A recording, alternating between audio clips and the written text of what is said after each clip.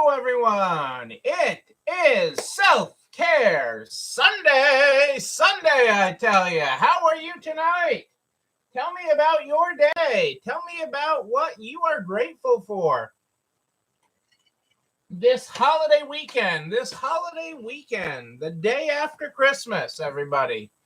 Tell me what is sparking joy in your world this Sunday evening, the 26th of December, the 26th already of December, as we are racing towards the end of the year.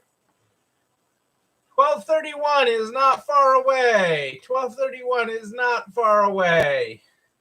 We're almost ready to say goodbye to 2022. Yes, we are. Can you believe it already? I mean, I can't believe we are there. Merry Christmas, Kathleen. Happy New Year. What are you grateful for tonight?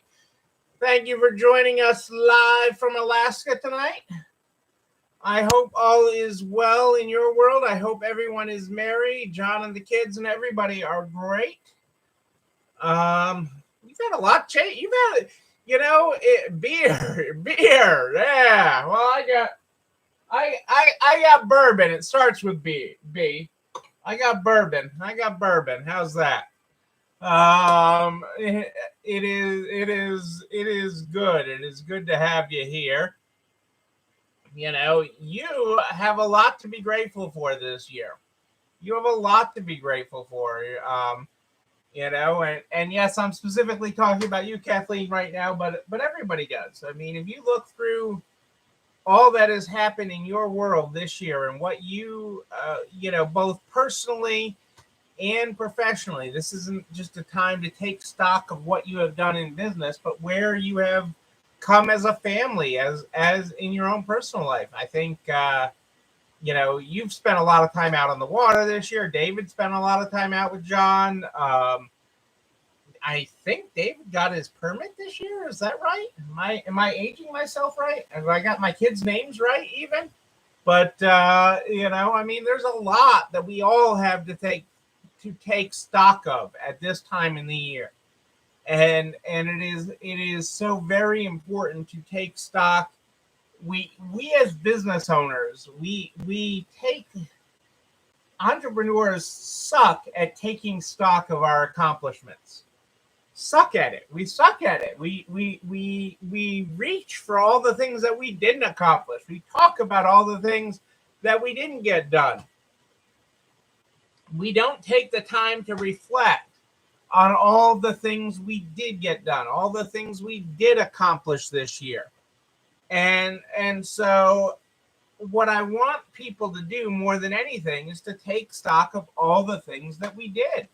It has been, yes, it's been a hard year, but it has been an amazing year when you look at all that you've accomplished, both from a business perspective and and in your own personal life. And if you take those separately as different parts of the wheel, your wheel of life, it is pretty amazing all that we have accomplished. And that is what I love to do at this time of year. Choking up here. As we race to the end of the year and get ready to flip the page on a new year, it's so important to take stock of where we are and what we've accomplished. Let me get started tonight with the Good Morning, Good Night book. The Good Morning, Good Night book is how we start this program if I had glasses on every night.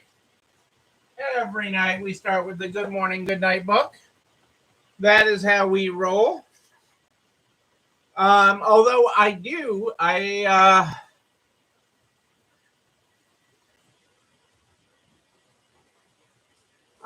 well, we're going to talk a lot. That is a great thing. And give me a second here. Let me start with the book, our Good Morning, Good Night book, and then I'm going to take on your question here, Kathleen.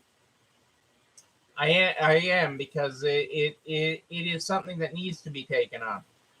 We start the program every night with the Good Morning, Good Night book. That is how we roll. Although I'm really excited maybe Wednesday, if not by next week, I will introduce a book. Someone has sent me a amazing book, an amazing book I got as a gift, and that really helps continue the spirit of the good morning, good night book. We have really worked the good morning, good night book pretty well here the past couple of years, and they said, you could work in some new stuff, and you could use some new inspirational quotes. And I was like, and I got this, and I'm like, oh my God, this sets really well with the way we talk and with our community. So I will introduce that this coming week and talk about it in the next week. But tonight in the Good Morning, Good Night book, where we start this program, we're on page 110, if you're following along. Good morning.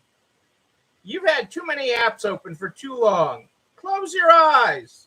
Check all systems. Soft reboot. I'm going to talk about that too. That's a perfect segue into part of what I have to talk about tonight. So Kathleen, your point that being grateful and thankful for the employees you do have right now, because who knows what's happening next week.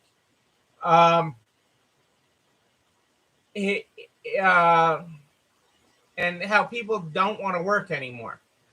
And I'll give you that the theater or commitment to work is different than it used to be. The way people interact with their jobs is different than it used to be. But that also means that you need to be different. Okay? Your environment needs to be different. Your environment has to hey, Kitty, it is great to have you here live tonight. Thank you. I'm glad to be back. Your environment for your employees can't be what it was 10 years ago. It can't be what it was. I think a lot of times of my upbringing in my father's pharmacy, and it certainly can't be what it was back then. Okay. But it can be better than what you're having right now. And part in our new year, we're gonna delve into employees in a greater sense and the whole employment process. Okay. Because it's not just about money, because like you said, people just leave. It's not about money. It is about giving. Part of it is about giving connection. Okay. It is the same things with your customers. Okay. Your customers can shop anywhere. Your employees can work anywhere, right? I mean, they can buy this sweatshirt anywhere. They can buy it on your shelf. They can buy it anywhere. They can buy it online. They can have it delivered. Well, not in Alaska. They probably can't get it delivered in 2 hours, but in the continental, the lower 48, as you Alaskans call it, they can get delivery in some areas as fast as 2 hours. In New York City, I think they're testing 15-minute delivery on things. So the shirt can't be the commodity. In the same way that your employees, it can't just be that you're providing hours. Okay. Part of the reason customers shop with you, if you parse away all the other stuff, customers shop for you to see what's new. That's part of it. Okay, because you have an ever-changing selection, so they want to see what's new. But because they have a connection, because they connect with you, because they connect with your message, they connect with your philosophy, they connect with your store. Your employees are looking for a connection. They're looking to belong to something more than a paycheck. They are looking to belong to something more than a paycheck. They are looking to have somebody that understands more about them, okay, than what hours they're supposed to be there. Okay. And that doesn't mean that everything has to be that you ignore everything of disconnected behavior where they come and go as they please. But it does come to an understanding what drives them. Because there is an I in team. And I've talked about this before, and we're going to talk about it a lot in the new year. There is an I in team. There's an individual, okay, that comes to be a part of your team.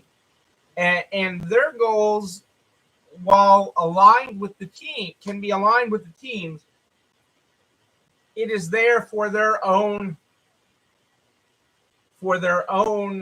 drive, okay, for their own reasons, for their own family, for their own personal drive. And you have to acknowledge that. And so often as business owners, and the old way of doing things, we acknowledge things for the hours the business needs for coverage, and that is part of it. We do need, the business does need people when it needs people, but we have to acknowledge people for more. We have to connect with them on a level for more, and we have to help them advance themselves, okay, even if they advance beyond us. And so how we do that and how we communicate with that, it is part of what will drive us forward, what part of what will drive your business forward, and part of what will bring you joy, okay? Because developing people, this is a people business. This is all about people. Your business, you could say you're about shirts or selling clothes or selling furniture or selling whatever you're selling, but your product is your people, okay? And when you invest in your people, okay, you get better results. When you look at them and you invest in them, the results magnify, okay, both for your business, both for you personally, and for the employee personally. It really helps level everything up. So I am going to delve deeper into that in the new year. I'm going to delve deeper into it because I know the struggles. I know the struggles people are having, okay, with employees, and the struggle is real. But the struggle is, while employees have changed, you get the mirror out, you have not changed, okay? You are still playing by a different playbook, and this is part of how you level up in the next year.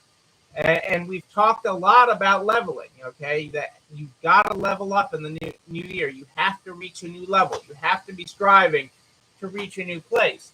And our team members, okay, are a big part of that, okay? That is how you do it.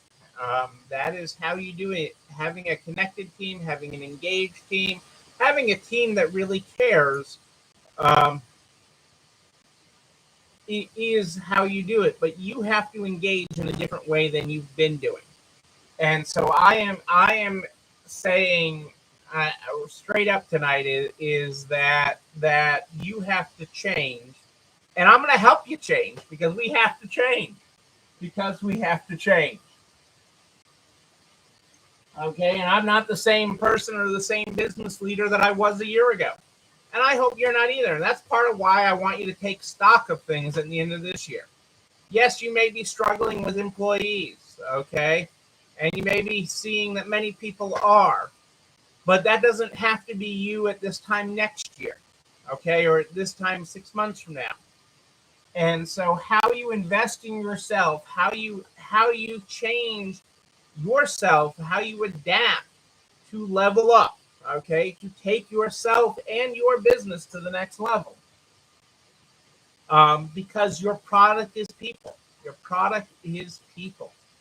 And that is, your suppliers are people, how you connect with them. Your shoppers are people, how you connect with them. And your employees are people. And all three of those groups can do business with whoever they want. They can buy this online. They can work from home. They can do all these things that they couldn't just a short time ago, just a few years ago. They couldn't do these things all remotely and all with whoever they wanted. But now that universe is completely wide open. So you have to change to adapt to that. But part of the change is realizing you're in the people business. You are in the people business, and it's all about people. It's all about people. And so part of how we carry into 2022, as we drive ourselves there, okay, to 2022, we are going to talk more and more about that, and specifically the employee side of it, because that's a part that's a struggle for people to understand, okay? That's a struggle for you to understand how to connect and how to relate to that different than how you always have, and how it's not all about the money. It's not all about the money. People think it's all, media will tell you it's all about the money. It's not about the money. And money is a part of it for everybody, but it's not all about the money. So turn off that noise. Turn off the noise that it's all about the money. It's not just about the money. Money is a small part of it, but how you connect with them as people is incredibly more important. Hey, Adele and Dazzle have joined us. Dazzle and the Pets of Resale. It is treat time. Treat time, I tell you. It is great to have you all here live. We are broadcasting tonight on both Facebook and YouTube. Both Facebook and YouTube. Cassandra's got the YouTube link there for you in the show comments. If you have any problems with Facebook, hop right on over to YouTube. We'll be there. Same deal, different screen or different camera, I guess. You know, but we will delve because I understand that one of the biggest struggles. I was having this conversation recently. You know, trying to where do we connect and how do we help stores? And one of the biggest struggles is staffing. And I've got to help you adapt so that you can better staff, so that you see things differently, see things through a different lens. Okay, you know I'm not good at stuff like that, but see things through a different lens so that we can help you level up, because that's what we're doing this next year. Okay, I've told you time and time again. You've leveled up this year, you're going to level up again, yet again next year. There's another level. There's another step on the staircase there for you, and you're going to be able to climb it, even if right now you're like, Neil's nuts. I don't know how we're going to climb that. But you're going to do it, and I'm going to be there walking hand in hand and guiding you up that staircase so that you can achieve greatness. But part of it is I want you to take stock of this year. You know, I don't want you to look back to say that the grass is always greener in the past. I don't want you to longingly look back like people say, oh, back in the good old days, or back when I was a kid. I don't want you to look back like that right now, but I want you between now and the next time we meet, I want you to look and come up and make a list. And this isn't an easy list to make, but of 3 personal and 3 business accomplishments this year. 3 personal and 3 business accomplishments this year. It is incredibly important that you take the time to do that, because so often in business, because you ride yourself harder than anybody else. Okay, that is why you are in the entrepreneur seat. That is why you are the big boss. Okay, and you are riding yourself so hard that you don't take time to take stock of all the things you have accomplished and all the things that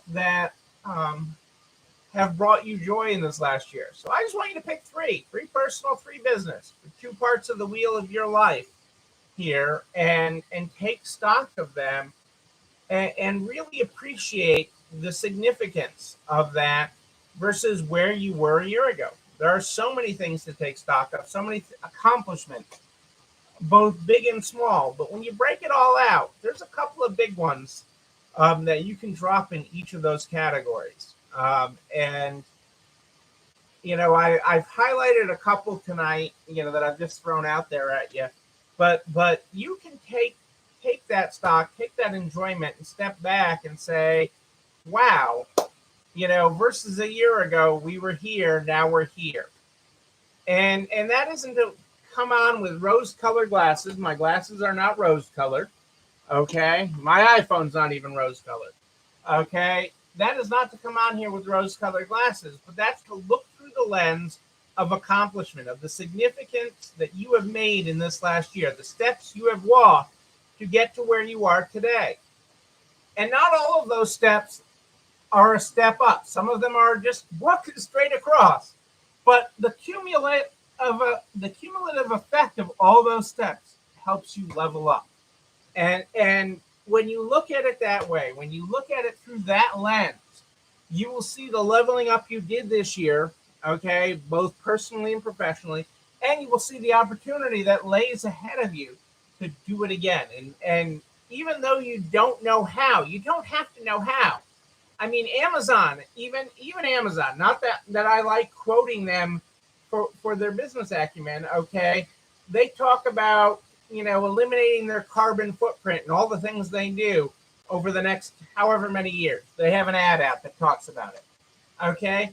But there's no technological way for them to do that right now. Okay? What they're talking about accomplishing is not something that there is a technological way. It's not a money thing. It's not like they can just go out and buy this and order it on Amazon and say, okay, we're not having a carbon effect on the planet. They are setting big, hairy goals, okay? Big, audacious goals, badass goals, okay? To say, we're going to do this, and they're putting a deadline on it. And they're taking steps to get there, okay? And that is what you do each and every day in your business.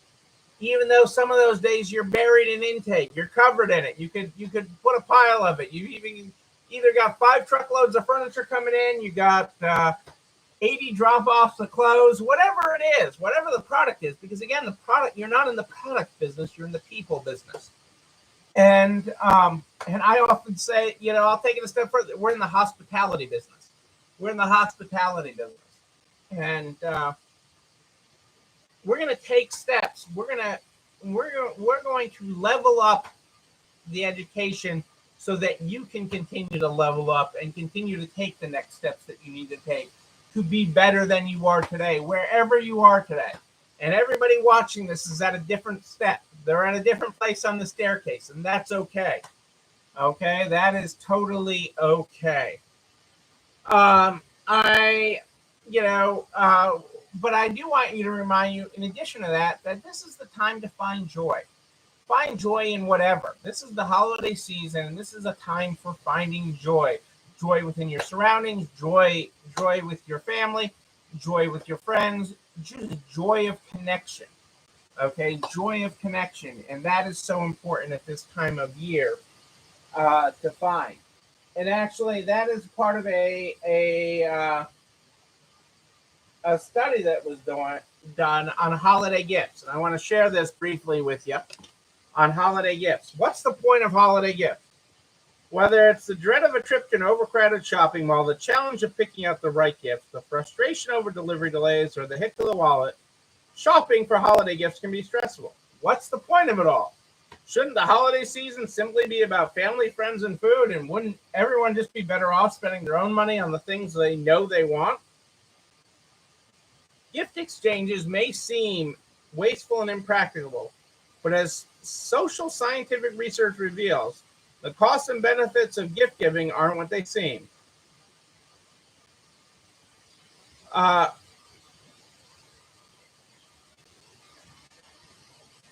During his field work in Papua New Guinea, anthropologist Bronislaw Malinowski, I'm totally botching that name, documented an elaborate tradition practiced by the Mason people. These island communities maintained a complex ceremonial exchange system that revolved around the gifting of shell necklaces and shell arm brands. Each gift first passed between individuals and then traveled between islands in a circle that became known as the Kula Ring. These artifacts had no practical utility or commercial value. In fact, selling them was strictly forbidden by custom. And since the objects were always on the move, their owners rarely wore them. Nonetheless, the Mason took long journeys to exchange them, risking life and limb as they navigated the treacherous waters of the Pacific Ocean in their wobbly canoes. This hardly seems like an efficient use of time and resources, but anthropologists realized that the Kula was instrumental in cultivating human connection. Individually, these gifts were not really free. They came with the expectation of repayment in the future. But on the whole, they served to create a cycle of mutual responsibilities, resulting in a network of reciprocal relationships encompassing the entire community. Similar exchanges exist in societies around the world. In many parts of Asia, gift giving is an integral part of corporate culture. Just like for the Messene, those symbolic gifts facilitate business relations. In much of the Western world, one of the most familiar contexts is the custom of exchanging holiday presents. On occasions such as Christmas, Hanukkah, or Kwanzaa, many families spend considerable time, effort, and money on buying presents for their loved ones. Looking at it through the lens of cold logic, the practice seems wasteful. Everyone has to pay for someone else's stuff. Some gifts end up going unused or returned. If no one gave presents, everyone might be better off spending their money and time according to their own needs and desires. However, psychological research suggests otherwise. Studies show that spending money on others feels better than splurging on ourselves. In fact, neuroscientists have found that making a donation makes the brain's reward circuitry light up more than receiving a gift.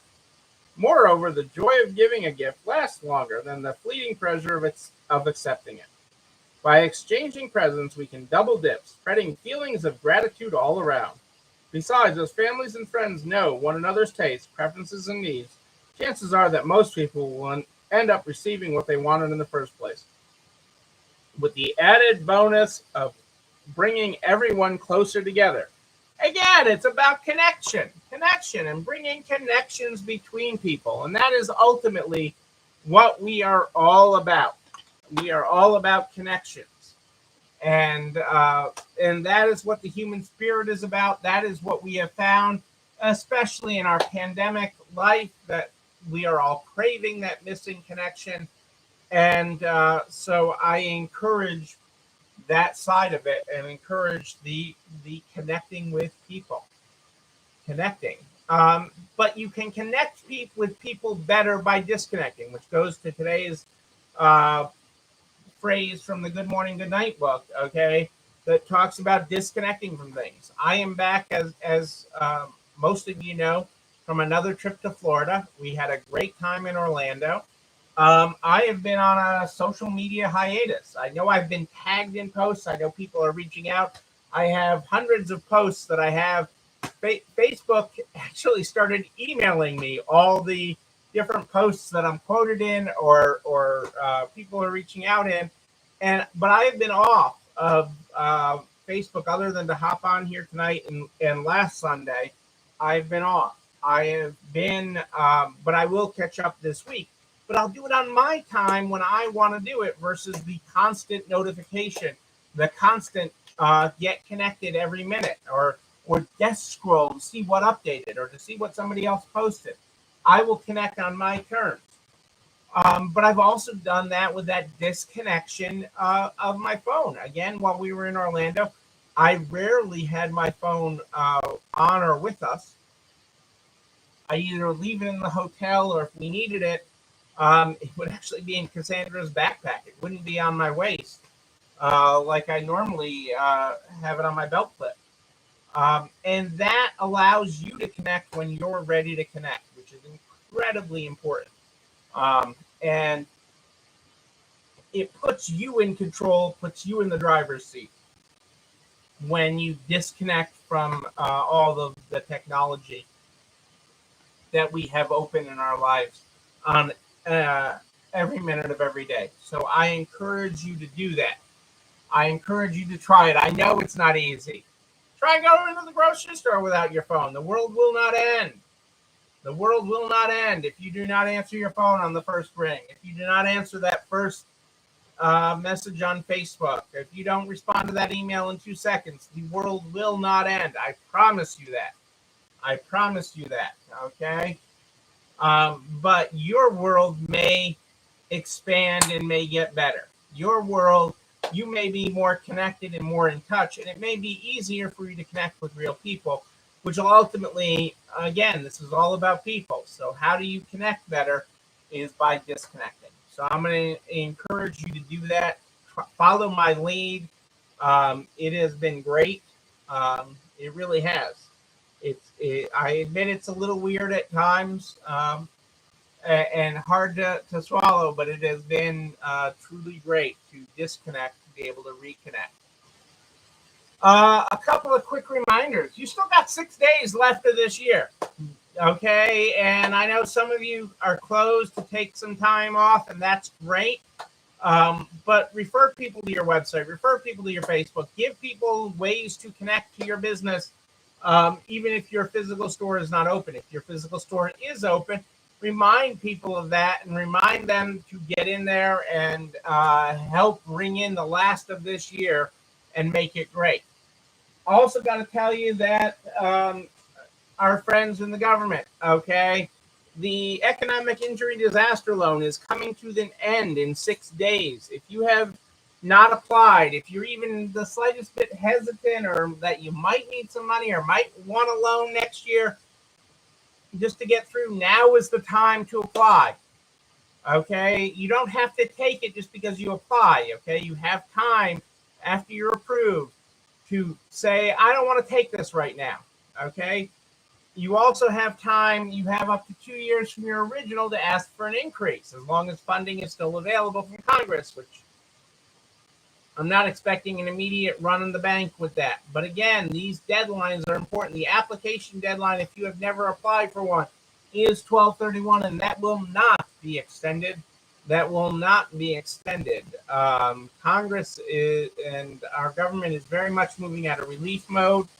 And moving on with moving on with life. And but it doesn't cost you anything to apply.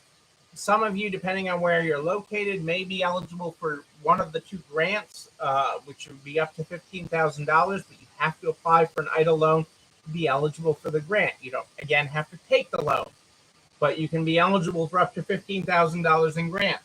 But you have to apply for that by 10/31 at sba.gov. That date will not be extended. Will not be extended. So if you are on the fence, apply. Again, there's nothing except for a few minutes of your time to apply. There's no cost or obligation, but on 1/1, the option won't exist. So on 1/1, the option won't exist for you to apply. So that is why if there's the most remotest thought of needing it, apply. If there's a chance you might have qualified for one of these grants and you haven't applied, apply for it now to see if you qualify for the grant, because that is grants are a great blessing. If you're eligible to qualify, I've had a couple of store owners this last week get the additional $5,000 supplemental advance, which is great. $5,000 of grant money is again about building back a stronger business, giving you a stronger foundation moving forward. And so I'm excited for that and excited for those stores. You know what else I'm excited about is this video and everything I talk about. This video and everything I talk about goes over to narts.org/resale strong by noon the next day. Noon, I tell you, all the files, all the links, including a direct link to the YouTube channel. You're not alone running this store, where you can like, comment, subscribe, and oh yes, ring the bell so you know when another one drops. You can also share it with all your friends in business, the butcher, the baker, the candlestick maker, so we can help everybody make it to the other side.